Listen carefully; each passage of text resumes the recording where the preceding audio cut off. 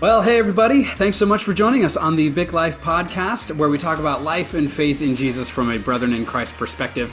I'm Ryan Stockton, and I'm joined as usual by my friend and podcast partner, Scott McFeet. How's it going, man? Pretty good. How are you doing? All right, doing all right. Ready for the new year here. At least I'm saying I am. We'll see if I actually am. Oh, we got to get through Christmas first.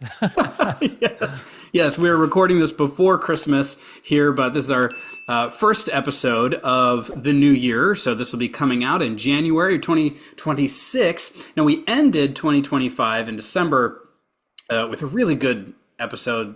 Scott, I've received a lot of wonderful feedback from it. I know you have as well. Yeah. We encourage everyone to check it out if you can, the episode from December 2025. But it was a heavier one. We talked about some pretty tough stuff. Get your tissues ready as you take a listen or watch it on YouTube, however you do it. But it's a really good conversation, so I do encourage you to check it out. Today, though, for this episode, thought we'd go with some lighter fare to kick off 2026. But again, as we said, since we're recording before Christmas, we thought we'd start off with something a little more Christmas themed. So, Scott, you have been doing a little digging, haven't you? Yeah. What have you uncovered? Have you ever I don't know, we sing a lot of Christmas music at church, right? A lot of Christmas hymns, but have you ever looked into the background of any of the hymns and what they actually mean?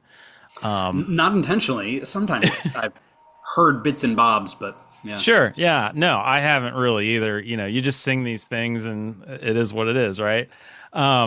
So one of my favorites, and I know one of your favorites, is O Come, Emmanuel. Absolutely. And for a sermon illustration, I actually dug into a little bit of the history of it and the meaning of it. But, and I'll get to that. But there was a lot that I didn't say. So I thought it'd be fun to just kind of bring up some of the interesting facts here on the podcast. Yeah. So how old do you think this hymn is? Oh, goodness. How old is O Come, Emmanuel? BC, AC, I'll say AC, ACDC. I think Right. it's ACDC years old. Yeah, they were the All originators. right. I'm going to say AD, but referring to BC times. But I'm going to say it was written in AD. I'm going to say 15th century? It's just a kind of a random guess. Not bad. So it was originally from the 8th and 9th centuries AD. Okay. But it wasn't a song. So it was originally a set of prayers called O Antiphons. So O Come, O Antiphons. An antiphon is a short sentence that's used that's sung, a short sentence that's sung or recited a lot of times before or after a hymn. Mm-hmm. So like antiphonal singing. It's like a chant. I've heard of that. Mm-hmm. Yeah. So this was just it was a chant. Each line was sung on the week before Christmas. So December 17th through the 23rd, they would sing these lines in anticipation for celebrating Jesus. Fast forward to the 12th century, it changes. They formed it into a medieval Latin hymn. So that's where we finally get it into a single song. And when was that, you said? The 12th century. Okay, so as a song, it wasn't too far off, I guess. No, you're 300 years or so. You're pretty good. It's called Veni Veni Emmanuel. So fast forward to the 19th century. This is when it gets first translated into English. It was 1844 by an Anglican priest named John Mason Neal. So thank you, John. He's the reason why we have it in English. The melody we know, and here's where you were right on the money. The melody we know actually comes from the 15th century. Oh, all right. It was a 15th century French chant, originally sung in funeral processions, which sounds weird at first. Hence the minor keys and yeah. It sounds weird at first, but it was actually intentional because the idea was Advent was born out of exile and sorrow and longing. However, it moves you through to joy, and joy comes in the waiting. So that's why they picked that tune. But Wow. yeah, That's so cool. two Man. major interesting facts that I'll cover Okay. quickly. One is the first line of each stanza refers to a title of Jesus that comes directly from the Old Testament, most of which are from Isaiah. So Emmanuel, O come, Emmanuel, God with us, Isaiah 7:14. O come, thou wisdom from on high. This is talking about God's wisdom. Jesus is God's wisdom, Isaiah 11. O come, thou rod of Jesse. Jesse was King David's father. And calling Jesus the rod or the root of Jesse means that God brings life from something that looks cut down. So this is resurrection language. All these things. Come, thou day spring. Day spring means sunrise. It's the light of God. It has become. It's begun to rise even while it's still dark. So you got Isaiah 9:2 there. Now in that day spring stanza, there was a line that stuck out to me, and it was the reason why I brought it up in the sermon like 2 weeks ago. It says the shades of it says come thou day spring, and it calls him to drive away the shades of night. I'm like, what? Shades of night. And I've heard before in English translations, the Old Testament uses the word shades to describe spirits of the dead. Just not talking like nightshades, like Right. tomatoes and certain kind of food. Okay, gotcha. Right. No, Shades it's of night's a different thing. Okay. so literally the Old Testament is talking about spirits of the dead in Sheol, in the realm of the dead, right?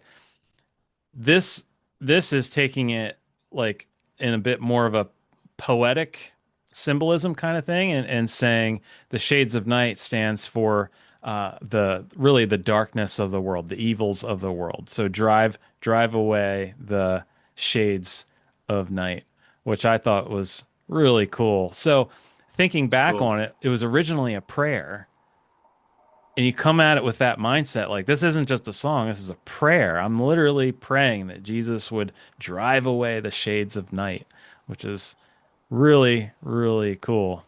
Sounds totally metal. Like I know. that's awesome. That's cool. Yeah.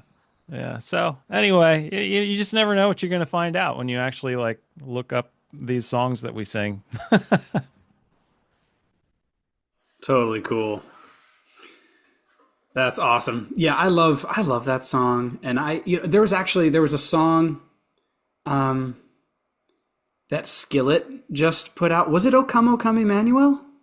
Have you I heard of I don't know Do you know actually. the band Skillet? Yeah. Yeah. They put out this song, and I believe it was O Come. And about 2.5 minutes in, they freak out. And it's awesome. So Skillet is kind of a heavier band, right? And they do some metal stuff, some screaming stuff, which is totally my style. I Yeah. love the screaming kind of metal. I listen to that stuff all the time. And there was a massive kerfuffle online about this recording from Skillet, saying it was demonic, it was, from hell and all this kind of stuff. And the first, like I said, like 2.5 minutes is just them doing the song. It's cool, it's nice harmonies and things like that. And then they just start screaming and the guitars go crazy and all this kind of stuff. It actually sounds so good. Oh man. But there were some reaction videos to this song, as you can imagine. And one of the guys who was responding, I didn't know if he was a Christian or not, but he was like, he listened to the song and he was a little surprised because the heavy part kind of comes out of nowhere. But as he's listening to it, he's just like, man, this is really good. And at the end of the song, he's like, listen, can we just agree that Christianity is one of the most metal religions ever? He's like, you have the God of the universe coming to the earth, living this life, is killed on a place called the Skull. Like, he's crucified, then he comes back to life. He's like, if ever there is a religion that deserves metal music, it's Christianity. I was like, yes, yes. Wow. Yeah, I'll have to check that out. I haven't heard it. Definitely check it out. Yeah, the skillet version of O Come, O Come. Yeah, it's a good time. Wow. All Okay. right. So we've got, we're starting into a new year here. We thought it would be good to help everyone kind of kick off the new year intentionally, and not just let the new year happen to us, right? So there's, people do uh, New Year's resolutions all the time, and sometimes they stick, sometimes they don't. People feel all kind of ways about New Year's resolutions. We're not here to litigate that whole idea, but we thought it might be nice or helpful or good or whatever to come up with the top 5 questions every Christian should ask at the start of a new year. And so what you, the listener watcher, are going to get is more than 5, because both Scott and I came with our top 5 questions. And so if you guys have any other questions that you feel would be helpful, drop us a line, comment in YouTube, or send us an email or something like that. We'd love to hear more. But we're just gonna go through some of our top 5 questions to start the new year that Christians should be asking themselves. Scott, do you want to just kind of go back and forth, one question Sure. each, and kind of go back and forth? Do you want to give us start us off here? Yeah, yeah. And so, it's kind of hard to whittle down like thoughts like this into 5. So Yeah, it's kind of an these arbitrary number, I guess. mine really reflect, I guess, where I'm at, so it Mm, might not resonate as much with others, but it's where mm, I'm at. So yeah, my in no particular order, right. my number one was what voices have most influenced my thinking, and are they leading me toward wisdom or anxiety or fear or Mm-hmm. those kind of things? Mm-hmm. So my thinking of that was, Romans 12, verse 2, do not conform to the pattern of this world, but be transformed by the renewing of your minds. Then you'll be able to test and approve God's will. Um, yeah, like there's so many different voices that pull for our attention and um, our time. Um, and are they are they leading me toward God's will or away from it? Are they um, leading me to wisdom or anxiety? Am I freaking out? Worrying when I don't need to. So Yeah. Yeah. I actually I had that same one. So there's our first. We're one for one now, doubling up. The way I was kind of thinking about it was, John Mark Comer has a book, "Practicing the Way," and a lot of the way he talks about it in there is like we are being discipled. We are never not being discipled. We are never not being formed into something. And so for me, one of the top questions I feel like we can ask ourselves as we move into a new year is acknowledging that we are being discipled, and then look at who or what is discipling me. Look at where I'm spending my time, what on my phone, what in social media. Is the news discipling me? The Bible, political discourse, my friends, who am I spending time with? What is the source of my discipleship? Because I'm being formed. yeah, The question isn't, am I being formed? The question is, what is forming me? yeah, And then my second question kind of morphed from there. So it might be like a one A and one B, but who am I becoming is another question I had for that mm, Christians could ask themselves. Who am I becoming? And is that person looking more and more like Jesus? yeah, So as we look at what our source of influence is, or sources of influence, biggest sources of influences are, we can look to see, okay, how are they forming me, and does that look more like Jesus? And so, like what you were saying, am I yeah, being discipled in anxiety? yeah. Am I being discipled in fear, paranoia? Um, Well, yeah, I mean, whatever. Yeah. I was thinking even like, I mean, some of the big ones are like the news, social media. Mhm. Um, yeah, you mentioned it, our phones. Everything's literally designed to shape our thoughts and our hearts. Mm. And this goes back to what we were talking about off mic. Like, um, as believers, we are members of the kingdom of God. And so, what's our perspective? Are we kingdom minded as we press on through the year, or are we kingdom of the world minded? Are we allowing the kingdom of the world shape and pattern our lives more so than the Lord's transformative power in us? And that all just has to do with surrender. And like you said, it's a daily constant thing. We're always being discipled in that way. Yeah. Yeah, for sure. For sure. And, some of the tools we look at, like thinking about the phone. Obviously, screen time can be and ill in itself. It can be malformative in itself to varying degrees. But the phone can also help us find good places to be discipled, right? It doesn't Yeah. have to be a place of malformation. It can be a place of transformation, as long as it's not, like I said, the screen can be malformative in itself in terms of the fact that it might remove us from community.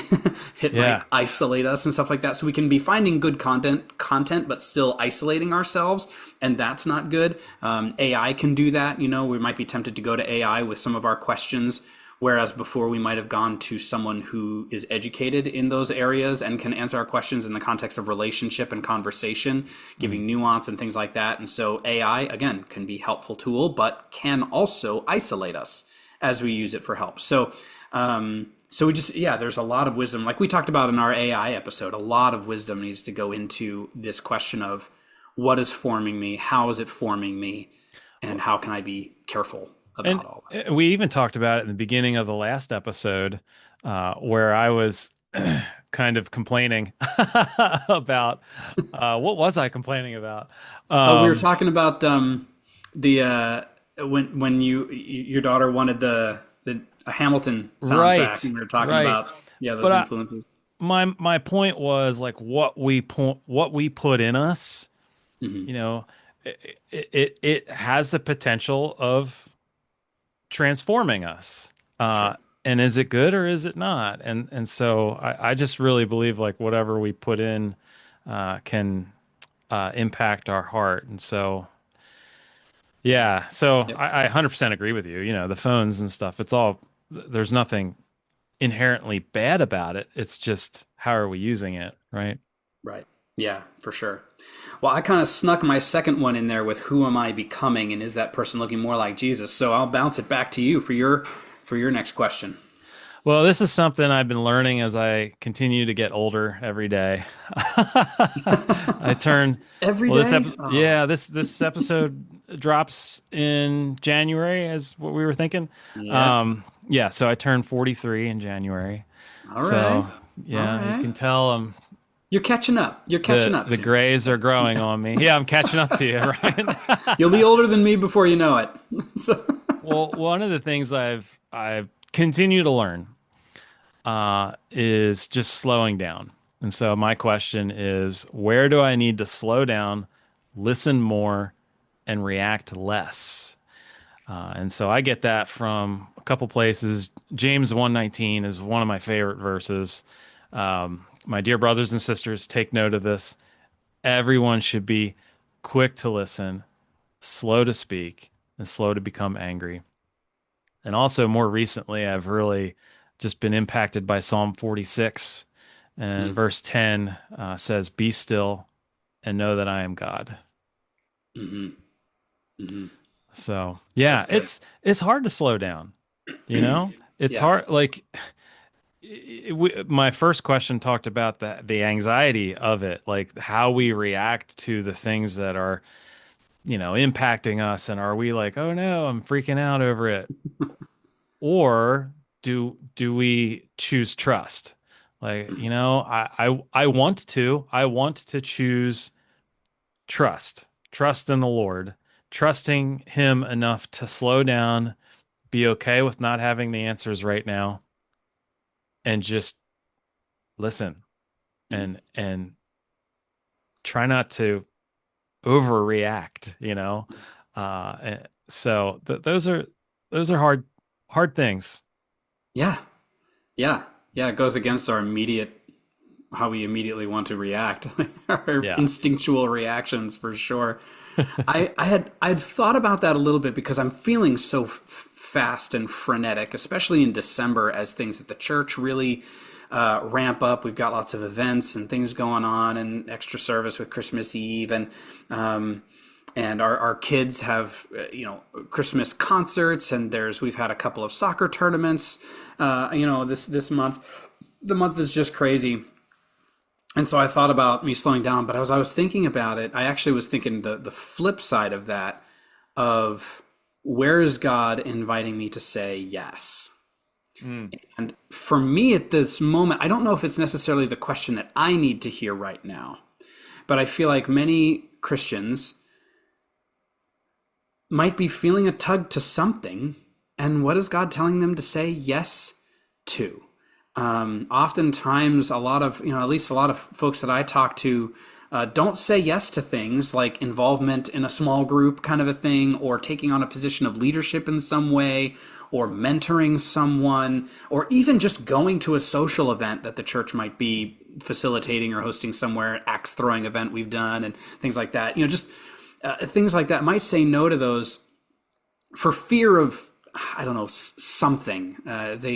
If they're new, maybe they feel like they don't belong, or maybe they feel like they don't know enough, or maybe they don't feel, and so there's a lot that goes into the no's that Christians, many of us, will give. And sometimes it's good to say a no. Sometimes we need that boundary. Sometimes we need to slow down. I think I probably need the word from your question more. Where is God inviting me to slow down?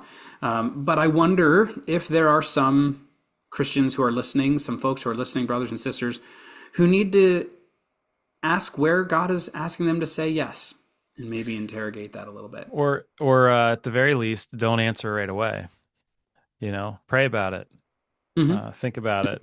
No, answer right away. No, just no. Yeah, No. totally.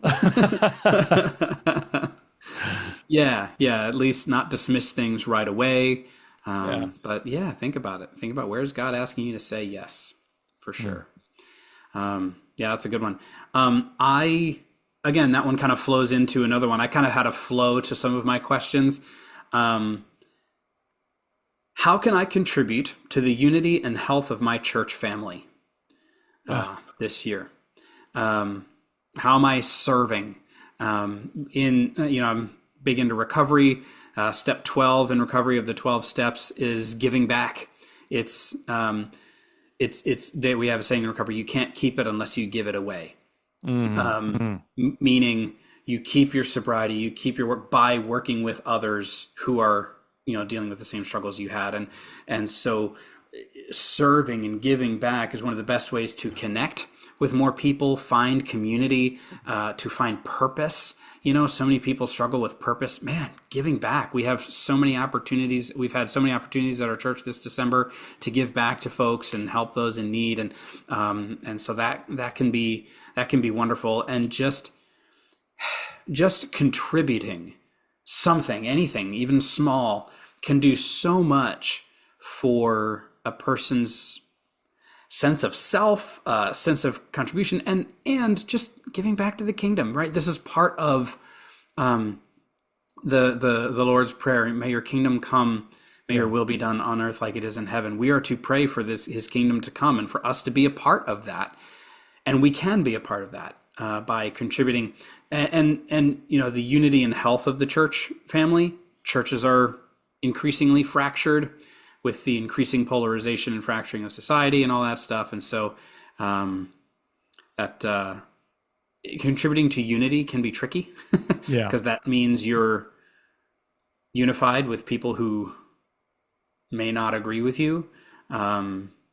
Unity with people who do agree with you is easy. It's pretty cheap. It doesn't cost much. But being able to sit down and have hard conversations, work through disagreements, things like that, that's really contributing. That's really bringing the kingdom here on earth like it is in heaven. So that was my next one. Yeah, can you say that question again?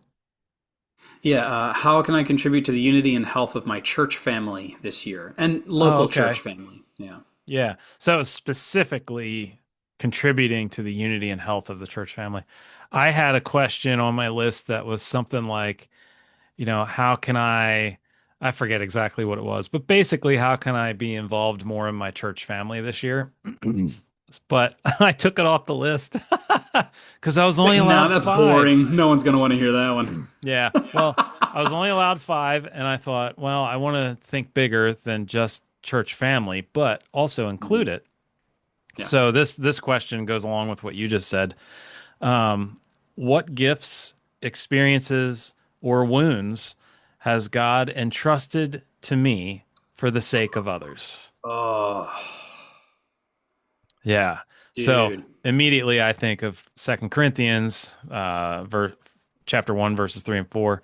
Praise be to the God and Father of our Lord Jesus Christ, the Father Hmm. of compassion and the God God of of all all comfort. comfort, Yeah. who comforts us in all our troubles, so that we can comfort those in any trouble with the comfort we ourselves Ourselves receive have from received. God. Yeah. Yeah, Man. so gifts, experiences, wounds, all of those experiences are forming us, shaping us into the people that God wants us to be. Mm. And so, how are we willing to use those for the sake of loving God and loving others in our church, in our families, in our neighborhoods, at our workplace, everywhere? Mm. Mm. I like that word entrust. Hmm. What can you just read your question again? The wording that you had. Yeah, what gifts, experiences, or wounds has Mm. God entrusted to me for the sake of others? Mm.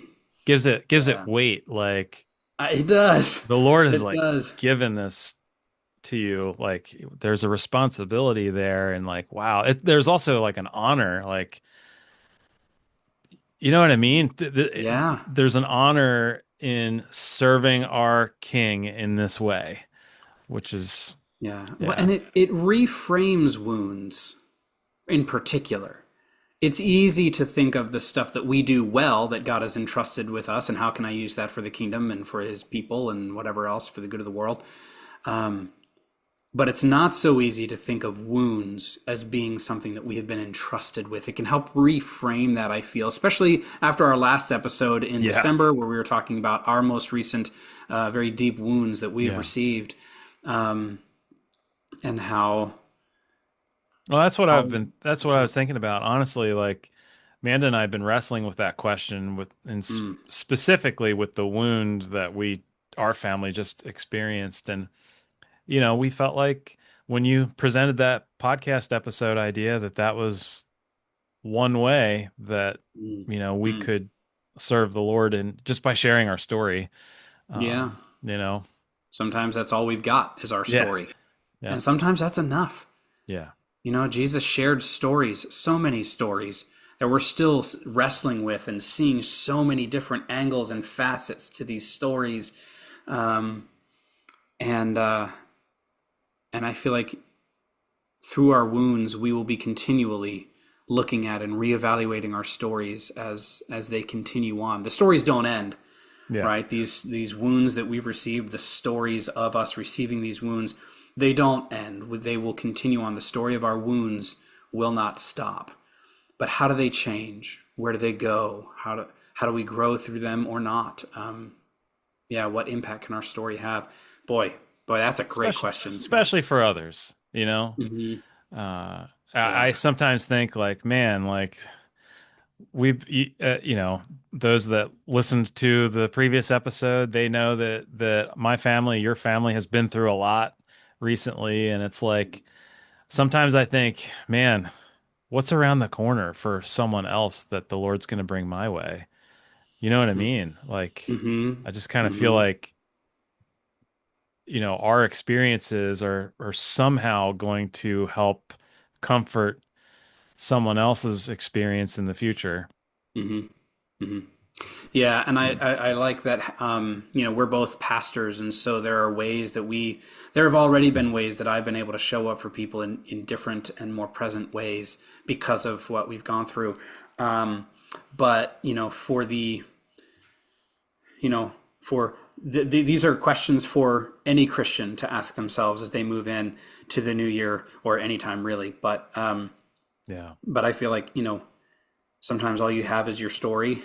That's okay. You don't need to quote unquote know what God was doing through all of this, Yeah. or know how God was forming you through all of this. You don't have to know anything. You just have your story. And sometimes you can share that story and let that story be what it is in you, and let that affect the world. And that's okay. And that's good.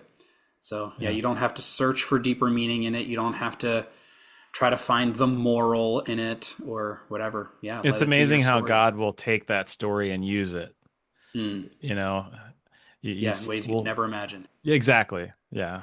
Yeah. Yeah. Yeah. For sure. For sure. Um, so the last one I've got here, hard to top that one, Scott. That was a good one. Oh, you only have one more. I do. I do. I How have many do you two have? more. Oh, you have two more? Oh, Okay, go you go ahead. first then. Oh, you want me to go? Yeah, so that way we can go you me, Okay. and we'll kind of alternate a little bit. Okay. Um, all right. Let's see. I'll go with this one.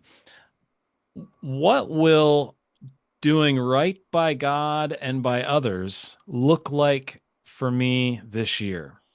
Let me help explain that. Mm, Sometimes when I talk about righteousness from the pulpit, I'll define it in such a way that like helps maybe wrap our minds around this Christianese word that I just used, hmm. righteousness. Yeah. And I'll define it by doing right by God and by others, Hmm. or love God, love others, same kind of thing. So, what does that look like for me this year?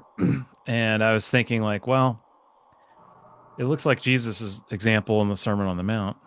I mean, take your pick. There's 3 chapters there. Yeah. Yeah. Love your enemies, pray for them, turn the other cheek. Don't resist evil by returning evil, or something like that. Hmm. And Matthew 6:33, seek first his kingdom and his righteousness. So for me, doing right by God and by others, it just it's a good reminder to have a be challenged by a more compassionate heart for others. Um, we say we need that all, we always say that, right? We need to have a heart for others. We need to love others. But like, yeah, but like, how does that actually play out? Um, even at the grocery store or at your workplace, where whatever. Um, because we're like it kind of goes with one of my other questions. Uh, where do I need to slow down? Um, because often I'm going so fast from thing to thing that it's like I don't have time to deal with that. So sorry. You know, that's not Yeah. doing right by God or by others. Like doing right, seeking first his righteousness would be putting aside my selfishness, slowing down and allowing God to use me in that moment, um, to bless another person. Yeah, that's good.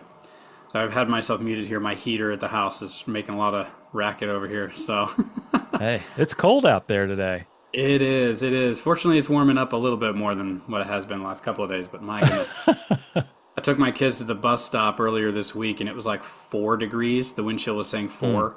I was like, yeah, I'll drive you to the bus stop this morning. It's okay. Yeah, done that. Yeah, well, there you go. Oh, yikes. Yeah. All right. So the last question I had, if you could grow in only one virtue this year, which one would it be? And um, I, I was telling you before about some work I'm doing on discipleship at my church, and been doing a lot of thinking about the fruit of the Spirit and other virtues, things like humility or generosity, courage, gratitude, things like that. And so, of the different the fruit of the Spirit: love, joy, peace, patience, kindness, goodness, faithfulness, gentleness, self-control, and then some of these other virtues. If you could grow in one, what would it be? And then how do you do that, right? So if you want to grow in gratitude this year, let's say things have been kind of rough and you need to grow in gratitude. How do you do that? Who can you talk to? Who in your community of believers can you talk to about growing in that regard? Are there books you can read? Books in the Bible that you could read, Philippians or something like that. So, yeah, yeah, just take a look at your life and be like, all right, as I look at these virtues, Well, where so can what's I grow? yours? Was mine? Yeah. Um,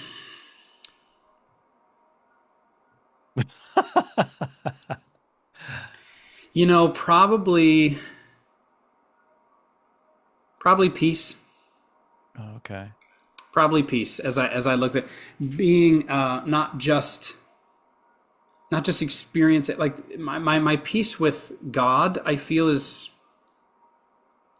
it's good. Hey, all right. Uh-huh. But the peace, the world is so unpeaceful, Mm. and there's a lot. Not just the world is unpeaceful, but the world, again, going back to some of our previous questions, there's just a lot happening. Yeah. And so it can, the word hectic comes to mind.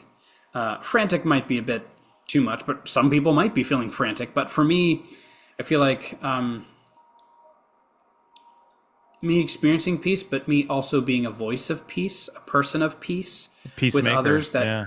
yeah, a peacemaker, someone who brings peace to a situation, not to inflame certain things, but to bring peace and perspective and thoughtfulness and stuff like that.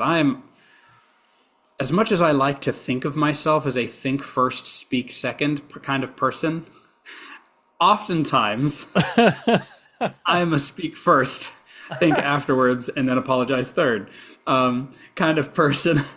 So I like to do a lot of thinking. I read a lot of books. I do some writing and stuff like that. And I've heard it said that I read to know what other people think. I write to know what I think.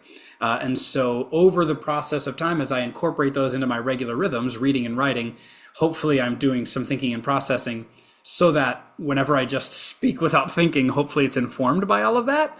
Yeah. But my peace would be one that I think could help me in a number of ways, not just me personally, but the presence that I give to the world could be one of peace as well.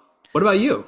Well, so I wasn't thinking peace, but I love peace. Like that's Yeah, all for peace. Big well, proponent of peace. I love that. What is it? Philippians 4:7. Um, And the God where of peace will be with you. but his no his peace transcends understanding. And his peace um guards our hearts and our minds in Christ Jesus. Like I Yeah, love that. I love that. yeah, There's so much strength in that, strength, wisdom, slowing down, just like wow. So, it starts with the Lord's peace, and then, like you said, I want to like model that. I want, yeah, I want. I think you said I think you used the word presence, and I was thinking like, well, we want our presence to reflect the Lord's presence in as peacemakers, which is pretty cool. yeah. You made me think of uh something that happened yesterday on Facebook. I'm in a couple Facebook groups, Okay. and one of them, um, a guy, this guy has just a hobby of creating, like basically fan fiction, but he uses AI. He's not an artist. He's not a graphic designer. He's not a video game designer, anything Uh, like that. But he uses AI in his spare time to just create like a 10-second fun video of like a what if, like it could be like this kind of thing. And he just thought he'd share it with the group, and he got roasted like absolutely roasted for using Yikes. AI. How dare you? And that is Oof. such disrespect to this was a certain video game group. What a, when anytime you use AI, you're disrespecting the actual programmers that designed this game and whatnot. And I'm like, the guy was just doing this for fun. So, you know, like you, my mouth wanted to roll first. So I started typing. I'm like, what are you guys even talking about? Like, like just, I was going to blast them. And right Yeah. before I hit send, I was like, no, I don't think so.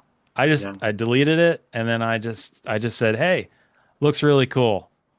Smiley face. And then I Yeah. got roasted. But I Yeah. didn't, and then I just left it because I'm like, that one person that continues to like be that negative voice is basically stifling everybody else that thinks, wow, that's really cool, Hmm. But anyway, Yeah. sorry. I had a Substack article that I wrote yesterday, and I was like, I don't know if I should post this. So I sent it to my wife and I was like, should I should I post this? And she and I went back and forth on it, and we eventually landed on, nah, Yeah, nah, you don't need to say that. I was not like, now. okay. But yeah, it's part of peace, part of wisdom is getting the perspective of others like you, and taking your hands off the keyboard for a minute Yeah, and just giving yourself those 10 seconds or whatever it is. Just, does this need to be said, kind of a yeah. thing. How can I be a voice of peace? How can I, whatever. Yeah. Well, like I said, I like peace, but it wasn't the first thing I thought of. First thing I thought of was strength, not like gym strength, although I'll take that too. But Right. character strength in the Lord. But in that, then I was thinking about joy. I think that's what I would pick. The joy of the Lord, like growing in that, because I think strength is somehow spelled within the word joy. Mm. Strength is Because spelled Joy. that's right. That's right. Yeah, there's, the joy of the Lord, like it's because of the joy of the Lord that Paul was able to say, I'm content in all situations. Mm. That's what I'd be looking for. That's good. Yeah. That's good. I like that. So did you have a fifth? Oh, I do. Yes. Which one was it? Okay. Where did I notice God's nearness this past year? And maybe where did I resist it? So this comes out of my thinking of like looking back on the previous year. How did God work in my life this past year? Where did I sense his nearness? Where might I have missed it? Because the Lord does promise, surely I'm with you always to the very end of the age. That's Matthew 28, verse 20. Like, he's with us, right? Emmanuel, God with us. There's your Christmas word or name for the Come, oh, day. come. Yeah. So, just thinking back on everything that my family, myself have been through, uh, just looking at how the Lord was near in all those situations, and the harder question is, where did I resist it? I can tell you what those are, but that would be difficult and probably be another podcast. Yeah, Um, fair enough. but yeah, I just think it's I've learned, it's exactly what God's ancient people used to do with the Psalms. They would use those to reflect back on how God was faithful in their past. And that was encouragement for the now, the stuff that they were going through in the present. And so Psalm 23 is a huge one for me. The Lord is my shepherd.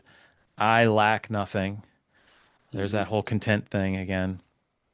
Even though I walk through the darkest valley, I will fear no evil. Hmm. Let me help you out, David, because the joy of the Lord is in me. Right? Like I just But I will fear no evil, for you are yeah, with me. The exactly. nearness of God. Yeah. Exactly. Exactly. Yeah. So those Psalm 23, Matthew 28, those two passages have been huge in 2025 for me. And looking forward into 2026, I imagine they will continue to be. Yeah. Yeah, for sure. Well, those are good, Scott. I don't know how many we have in terms of doubles or whatnot. I don't know however many that ended up being, but it's good haul. It's a Yeah. top Yeah, five thanks. plus Yeah. questions to ask themselves in the new year.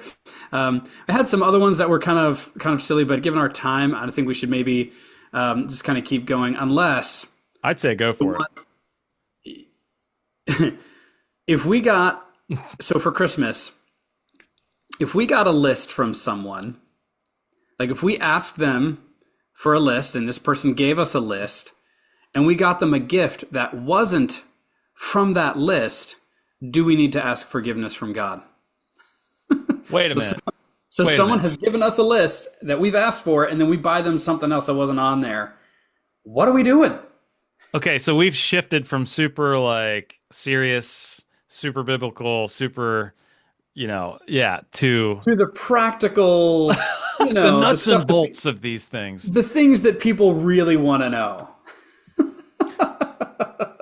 All right. So full disclosure, I think this comes from me, from a conversation we had earlier today. Ryan and I had off mic. I was asked to make a Christmas list a while ago. My family wants a Christmas list from me, and I made one, right? And I come to find out the other day, my daughter says, "Dad, you were just the hardest person to shop for." And I was like, this doesn't compute in my head. I'm like, what do you mean I'm the hardest? I gave everybody a Christmas list. Like right there it is. Like how hard is that? Yeah, but I don't like to get things on people's lists. I want to be creative and I want it to be meaningful. I'm like, well, it is meaningful. That's why I put it on the list. Yeah. So you're asking if you don't get somebody something off their list and you stray from that list, do you need to repent of your sin? Yeah, that's right. That's Yes. right. Hey, you can't get around this one, folks. No. Sorry. No. Hey, and we're this is a January episode, so this December was 'tis the season to be shopping, and then January is 'tis the season to be making returns. And the big question, Yeah. my wife was just wrestling with is how many returns am I going to have to make to be able to say that I'm quote living simply as a brethren in Christ person? How many returns am I going to have to make? And it's a personal decision. There's wisdom involved in that, but yeah, that could be a question we're all wrestling with come January. 65% of all gifts need to be returned. All the ones that weren't from your list. Yeah. Well, returned. that's the immediate cut. That's like phase one of Right, yeah, that's the the first round of cuts. simplification process. Yeah. Okay. Yeah. So gather your gift receipts. These over here were not on the list. They can go back. That's fine. Yep. All right, and then one last one here for you all. The big question that every Christian should ask themselves as they enter the new year: what tier of support should I give to the BIC Life podcast on Patreon this year? Ooh. So, as you know, BIC Life podcast is on Patreon. We've got the Pietist tier. For $1 a month, you can support us. The Wesleyan tier, $2 a month, you can support us. Or the Anabaptist tier, $4 a month, you can support us. This is a podcast that we do out of our own pocket and pay for ourselves. And it's it's not a huge expense, but it's not nothing. Yeah. But so any support. If you found today's episode helpful, or one of those questions can help you set yourself up for an intentional growth this year in your relationship with God and your relationship with His church, or if you find that you need to repent of buying someone something from wasn't on their list, whatever service this podcast can be from you. If you found some value in it, if you like what we're doing, we'd love for you to check out the Patreon. And you could take the money that you get back from the returns and then invest it into BIC Life. There you go. Man. There you go. Done and done. No, but you know what? In all seriousness, If anybody does choose to go through our Patreon, we just appreciate anything. We really appreciate that. Yeah, and your support, even just listening, we appreciate that, and the feedback is what keeps us going. So Absolutely. yeah, we love it. Absolutely.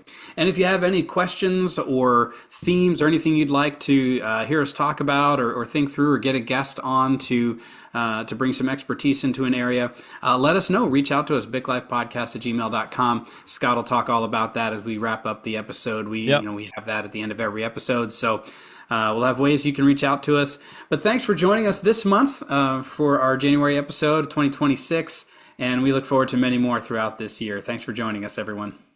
See ya.